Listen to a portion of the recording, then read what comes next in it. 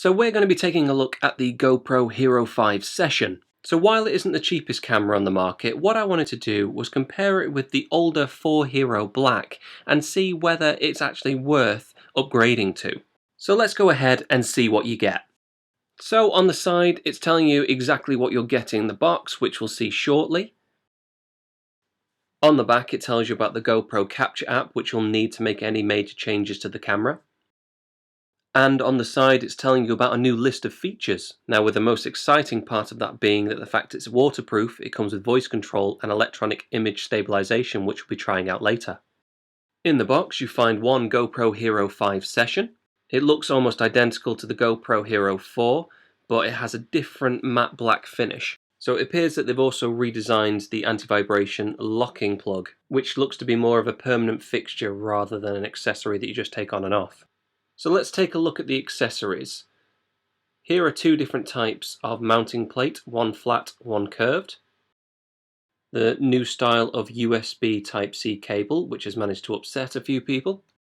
So if you own a previous generation model, you'll find that your mini USB cables are useless. That also means that your 3.5mm mic adapters no longer work, so you'll be forced to go out and buy GoPro's new bulkier version, which to me really defeats the point of having a compact system. Going back to the unboxing, you get the extremely exciting product safety card as well as a quick start guide. And to finish it off, you also get some GoPro stickers which you can use to stick on all your gear to tell people you've got a brand new GoPro. So let's take a look at the GoPro itself. So it's easy to take out of its housing, it's just one clip, and you have one waterproof GoPro HERO5 Session. So the same construction as the previous model. So continuing that theme, you open up the side door to reveal the micro SD card slot as well as a brand new USB Type-C port. So one way to get around the charge issue is to buy a few of these. So this is a USB Type-C to micro USB adapter, and as I have loads of these cables lying around, it's really handy as a backup if I ever misplace the cable that comes with the Session. Sadly though, I've been unable to find a mini USB adapter, so all of my old GoPro cables are still useless. I can confirm that the side door does come off and it's relatively simple to do so. The only concern I would have is after a few uses, will this snap, as it's only two C-clips that hold it together. Now that brings me on to the other removable part of the GoPro, and that is the front glass. If you break this, you can remove the hex screws and replace it, but sadly you cannot replace the battery that is sealed in. Controlling the GoPro couldn't be simpler. Push once for record and hold down for photo. And on the back you have your settings button, which allows you to get into the small user interface on the screen above. In order to be able to record, you're going to need a micro SD card like this one. Now I use the Lexar 633X cards because they're rated at U3 and I found them to be really reliable. People have their own brands, but I definitely recommend picking up a Lexar card. To put the card in, you unclip the side door and you slot the card in at a slight angle downwards. Because of the one button operation, it couldn't be more simple to use. All you do is push the button and then that'll activate the camera. One thing I was surprised about was how useful the screen is. It's really bright but tiny, but it shows you the time, it shows you the battery life, as well as your resolution and frame rate. But why push a button when you can say, GoPro, record a video?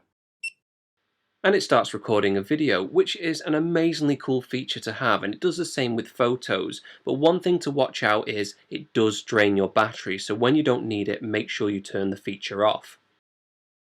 The Session 5 has the same waterproof housing as the previous generation model, as demonstrated here with me and my cat. GoPro claim you can take this down to 10 meters without any sort of housing and it should be completely fine. Even the audio is better. Now it's slightly eerie in my demonstration, but it should mean you should capture some quite interesting sounds. Now to test out the video. I've set them both to 1080p, 50 frames a second. I have downscaled it in this video and attached them to two gorilla pods and taken a walk down a very bumpy country lane.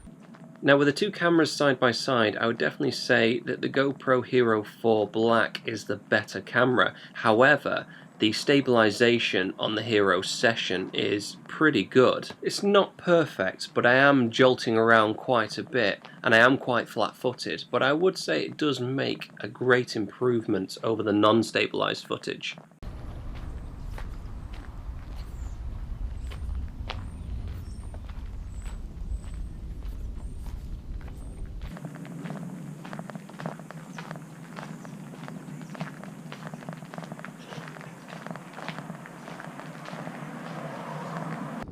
GoPro also claimed that the Session 5 reduces wind noise compared to the previous generation model. Now, I'm not too sure whether that's true or not, so I strapped the GoPro to the front of my car and I'll let you decide whether the audio is decent or not.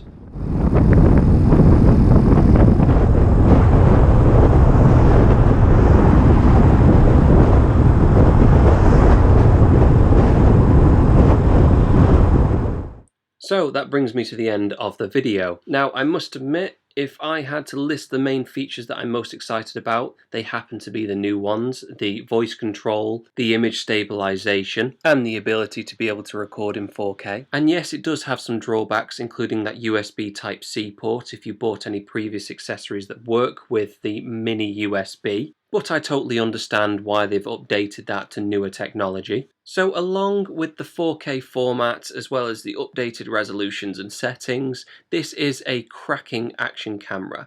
Now, if you already own a previous generation model, is it worth the upgrade?